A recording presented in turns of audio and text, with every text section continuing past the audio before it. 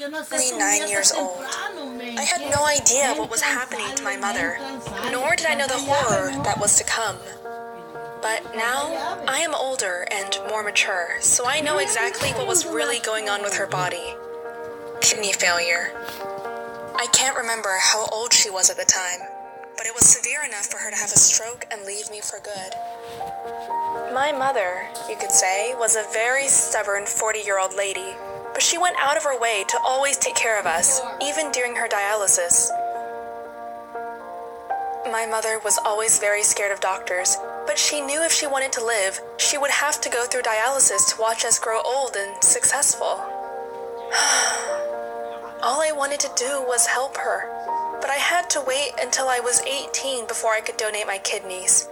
I still remember the exact date, time, and events that happened before my world crumbled. October 16th, 3 a.m. was where it all began with my mom. I was woken to the sounds of her dialysis machine and noticed that she wasn't at her bed like she usually would be. I saw the bathroom light was on, so I went there to check. There she was, my mother on the ground, half naked, laying on her stomach. Her dark brown, gray-washed hair was covering her lifeless back. I reached over to look closer and noticed there was foam on her mouth, but my stupid 9-year-old self thought she was just sleeping. I sat next to her, hoping she would wake up. I sat for 10 minutes, helplessly calling her name a couple of times. No response. I then began to suspect that something was wrong and she was definitely not sleeping. Fear jolted through my body, then panic. I remember my mother and father had a fight that night, so my father went to the living room to sleep. I ran to my father, screaming, "Dad, I think something's wrong with Mom. She's on the bathroom floor and won't wake up." My dad quickly jolted up and ran to the bathroom where my mother's lifeless body lay. My dad tried calling for my mom. She wouldn't wake up, no matter how hard he cried. I went to wake up my sisters, saying, "Wake up, there's something wrong with Mom." They got up and went to check as I followed behind them. We quickly called the ambulance. At this point, I started to process what was really going on and just how serious it was. I cried and cried as they carried my mom to the stretcher. The paramedic said to me, "Your mom will be okay, don't you worry." And for that slight moment, a tinge of hope filled me. I wanted to go with her so badly, but they wouldn't allow me because I was too young.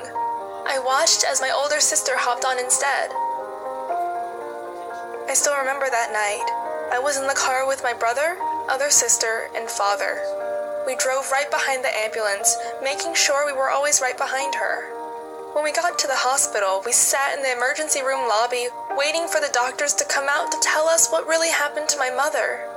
After 30 long minutes of waiting, they finally came out and said, "She had a stroke. If you had brought her in earlier, she would have been fine and been treated here. But because of the severity of her condition, we would have to transfer her to a bigger hospital to be treated." By this time, it was already 7 a.m. Each minute was passing by in slow motion. I walked outside with my family and watched as she was placed into a helicopter to be transferred to another hospital. At this point, I was hysterical, bawling my eyes out because I was so scared and worried.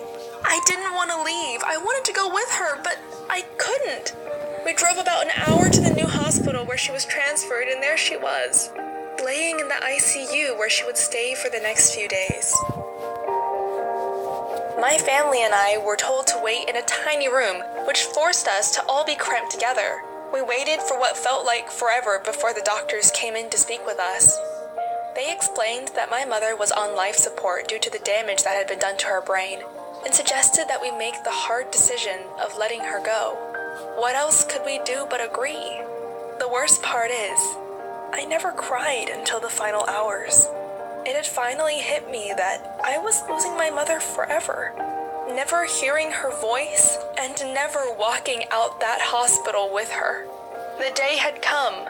October 18th, 2011 was the day I said goodbye. I remember everyone in her room in the ICU. I was sitting by her bed, holding onto her hand, crying uncontrollably. I put her hand on my cheeks just to feel her touch one last time. Then the doctors finally came in, and I watched them turn off the oxygen machine. I took my eyes off of it and looked at my mom as she was taking her final breath. I remember seeing her last tear falling down her cheeks, passing her ears, and I cried even harder. I was hoping for a miracle to happen, like her waking up again after the oxygen was shut off, or that she would wake up and grab my hand once more, but no, it didn't happen. She was gone.